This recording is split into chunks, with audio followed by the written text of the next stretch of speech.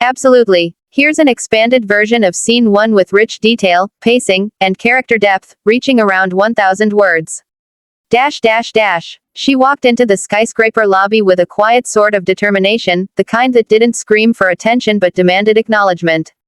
The building itself was a monument to wealth and precision, floors of gleaming marble, glass walls that reflected the city skyline like mirrors, and the faint scent of polished metal and fresh flowers lingering in the air. Her shoes clicked softly against the stone floor, a steady rhythm that echoed her heartbeat, or perhaps it was the sound of nerves she didn't quite know how to control. She had never been here before. Never in her life had she stepped into such a world of opulence, a world so far removed from the small apartment she had grown up in, or even the modest office where she spent her days. Yet today, she had a mission, and it was simple in its clarity: she wanted to see her balance. That was it. Nothing more, nothing less. The concierge looked up from his polished counter as she approached, and she noticed the subtle tilt of his eyebrow. She could feel the scrutiny in his gaze, the way he seemed to measure her, assess whether she belonged here, whether she had the right to be standing in this hall of wealth. But she kept her head high, her posture straight, exuding the calm of someone who had rehearsed this moment 1,000 times in her mind. She handed over her account card without a word, her fingers brushing against the cold plastic. There was no flourish, no show of bravado. She didn't need it. She only needed access. I just want to see my balance, she said, her voice low, measured, almost timid but carrying a weight of sincerity that couldn't be ignored. She avoided looking directly at the concierge's face, instead focusing on the muted reflections in the marble floor, on the distant cityscape visible through the glass doors. The words seemed to hang in the air, almost absurd in this environment. To the billionaire waiting for her upstairs, they would sound like a punchline, something laughably insignificant. After decades of seeing people arrive at his office with extravagant requests, business proposals, or desperate pleas, the simplicity of her statement would have been comical. A request so ordinary, so utterly mundane, it would make anyone accustomed to extraordinary wealth smirk with disbelief. As she was escorted to the elevator, she felt a subtle tension in the air. It wasn't hostility, not exactly. It was the kind of scrutiny that comes when someone doesn't quite understand your presence, when the world you have stepped into is so far removed from your own experience that it almost can't process your motives. The elevator ride felt unusually long, the soft hum of the cables and the faint whir of machinery beneath them filling the silence. She focused on her breathing, on the rhythm of her own heartbeat, and reminded herself why she was here. She wasn't asking for a loan, or a favor, or a handout. She simply wanted to know, to see her balance. That was all. When the doors slid open, she stepped into the billionaire's office, and the first thing she noticed was the sheer scale of it. Floor-to-ceiling windows framed the city like a living painting. The walls were lined with art pieces whose names she didn't know but whose value she could sense instantly. Expensive leather chairs, polished oak desks, and a faint but unmistakable scent of old money mingled in the air. And behind the largest desk she had ever seen, a man sat, impeccably dressed, his eyes sharp and calculating, as if he could see not just her appearance but her intentions, her history, every moment that had led her here. She handed over her card again. This time directly to him. He took it, glancing at her with that faint smirk, the kind that conveyed amusement, curiosity, and a touch of disbelief all at once. Balance, he repeated, the word rolling off his tongue like a challenge. You want to see your balance? He leaned back in his chair, fingers steepled, eyes scanning her as if trying to gauge whether she was serious or had simply wandered in by accident. Yes, she said, steady and unwavering. I just need to see it. He chuckled softly, a sound that was equal parts amusement and incredulity. In his world, balance was a triviality, a number that could barely make him pause between yacht purchases and stock market moves. He had seen people beg, plead, negotiate, and manipulate to gain access to numbers far less significant than hers. Yet here was a woman whose intent was pure, whose ambition was modest yet clear. He tapped the keyboard in front of him, bringing up her account with an almost careless flourish. I don't understand, he said, his tone still carrying that half-amused incredulity. You're here, for this. He gestured vaguely at the screen, at the digital figures he would display with the casual ease of someone who has never truly known financial struggle. She nodded, her expression calm, betraying none of the anxiety she had felt earlier. Yes, that's all I need. The billionaire's eyes flicked back to her face, searching for a hint of satire, a hidden agenda, anything that would explain this absurd simplicity. But there was nothing. No malice, no trickery, no arrogance. Just a quiet, almost stubborn determination. He leaned forward, tapping a few keys, and the screen flickered to life. A small, unassuming window popped up, the numbers clear, neat, and orderly. At first glance, he didn't register anything extraordinary. He barely looked at them before glancing at her with that familiar smirk, ready to let out another soft laugh. Yet something in the way she watched the screen, the calm certainty in her eyes, made him pause. There was no flinching, no gasp of excitement, no celebration. She was composed, almost serene, as if she had expected this moment her entire life and it was simply the next logical step in a long journey of patience and prudence. For a moment, the office was quiet. The city hummed softly outside, oblivious to the encounter inside. The billionaire studied her face, trying to reconcile what he thought he knew about people with what he was now seeing before him. She wasn't here to impress him. She wasn't here to beg or to boast. She wasn't even here for validation.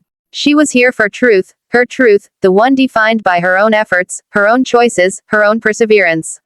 He leaned back slightly, adjusting his tie, trying to maintain the veneer of authority, but beneath it, a flicker of intrigue sparked. This woman, ordinary by all visible measures, was about to reveal something extraordinary, and he had no idea just how extraordinary it would be. If you want, I can also expand scene 2 to 1,000 words, capturing his shock and her calm confidence, so the full story has 2 cinematic-length scenes. Do you want me to do that next? Absolutely. Here's an expanded version of scene 2, around 1,000 words, continuing the story from scene 1. The billionaire leaned forward, his fingers hovering over the keyboard, staring at the screen with a mixture of disbelief and curiosity. He had expected modesty, a small sum tucked away from careful savings, a number that barely registered in the world of the wealthy elite he inhabited. But what he saw stopped him cold. He blinked once, twice, hoping his eyes were deceiving him. Numbers like these weren't supposed to exist for people like her, ordinary women, living modest lives, working long hours, saving pennies. Yet here they were, glaring back at him in stark digital clarity. He leaned closer, squinting at the figures, counting silently, recalculating in his head. Each digit confirmed the last. This wasn't a mistake. Is this correct? He asked finally, his voice tinged with incredulity. There was no trace of mockery now, no smirk hiding amusement. The humor that had bubbled in his chest moments ago had evaporated, replaced by a rare and unfamiliar respect. Yes, she said simply, her voice calm, steady, unwavering. It's correct. Every penny. He paused, studying her, trying to reconcile the incongruity. She was modest in appearance, soft-spoken, unassuming, yet here she was, standing before him with a balance that rivaled corporations, fortunes built over lifetimes, and investments he had watched grow exponentially over decades. There was no arrogance in her demeanor. No grandiose announcement. Just the quiet assurance of someone who had labored, who had planned, who had waited. How? He began, then stopped, realizing words failed him. He had expected her to stumble, to falter, to reveal some hidden agenda, some trick. But there was nothing. She had done this herself. Every investment, every decision, every careful saving had been hers. The realization struck him with a force that made him lean back in his chair, a rare moment of humility flooding over him. She smiled faintly, almost imperceptibly, and it wasn't the triumphant smile he might have expected. It was a smile of quiet confidence, a recognition that life's rewards were not always flashy or loud. I worked hard, she said. I saved. I made careful choices. I learned to be patient. I trusted myself, and I let time do its work. He shifted in his seat, rubbing his temples. He had dealt with countless people who sought his guidance, his resources, his power. People who begged for loans, pleaded for favors, offered flattery and deceit to gain access to wealth they did not possess. And here was someone who didn't need him at all, someone who had built her own fortune silently, meticulously, without fanfare, without attention. It made him uneasy in the best possible way. He had always measured success in scale, in ostentation, in visibility. Yet here was a person who had accomplished more than most of his acquaintances, quietly, without the need to announce it to the world. There was a dignity in that, a wisdom that even he, with all his wealth and experience, could not help but admire. I never expected this, he admitted finally, his voice quieter than before, almost reverent. I thought you were ordinary. She shook her head slightly, a small, knowing gesture. There's nothing ordinary about patience, discipline, and integrity, she said softly. People see the surface, judge by appearances, and miss the substance entirely. I've learned that wealth isn't just numbers on a screen, it's the result of choices, consistency, and trust in your own path. He leaned back, studying her once more. Her words, simple as they were, carried a weight that made him pause. He had spent his life surrounded by people who sought shortcuts, who chased power, who wanted everything immediately. And here was someone who had built her life, and her balance, without shortcuts, without games, without seeking anyone's validation. That realization unsettled him and humbled him all at once. For a long moment, neither of them spoke. The hum of the city outside seemed distant, almost irrelevant. It was just the two of them, two worlds colliding, one accustomed to displaying wealth as a measure of status, the other having quietly mastered it through patience and prudence. Finally, he spoke again, his tone measured, almost cautious. Most people don't have the patience for this. Most people would have squandered opportunities, made impulsive decisions, or relied on luck rather than effort.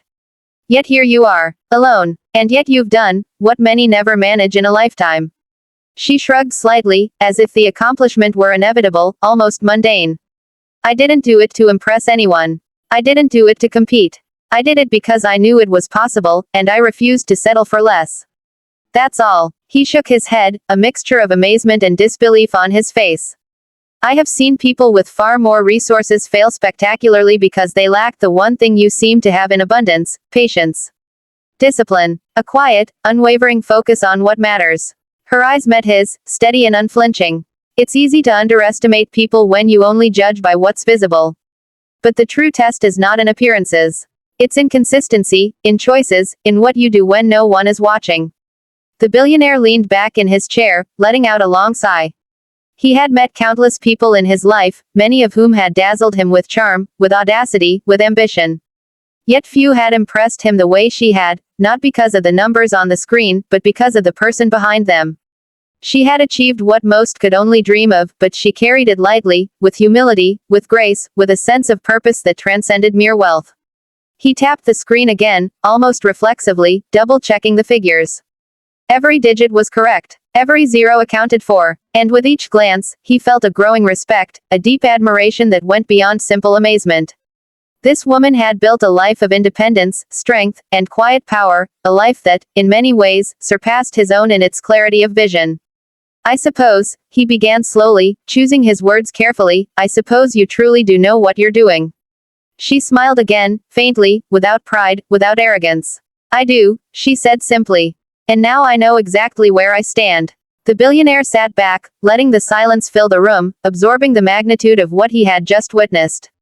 For the first time in years, he felt a rare sense of humility, a recognition that true wealth was not about spectacle, or status, or accumulation. True wealth, he realized, was the result of patience, persistence, and a life lived with intention. And in that moment, the dynamic between them shifted subtly but profoundly. He had underestimated her at first, as he often did with people who appeared ordinary. But now, facing her quiet certainty and the reality on the screen, he understood that he was in the presence of someone extraordinary. Not because of money alone, but because of the resilience, intelligence, and discipline that had made those numbers possible. He leaned forward once more, a small, respectful nod acknowledging the truth he could no longer ignore. Well, he said finally, a hint of a smile breaking through his usual reserve, consider me impressed. She nodded again, her composure unbroken, her smile quiet but genuine. Thank you, she said. But this is just the beginning. And with that, the billionaire realized that the lesson of the day wasn't about the balance he had seen, or the wealth displayed in digits. It was about perspective, humility, and the quiet strength that often goes unnoticed until it can no longer be ignored. If you want, I can also create cinematic image prompts for Scene 1 and Scene 2, perfect for short videos or visual storytelling. This would bring both scenes to life visually. Do you want me to do that next?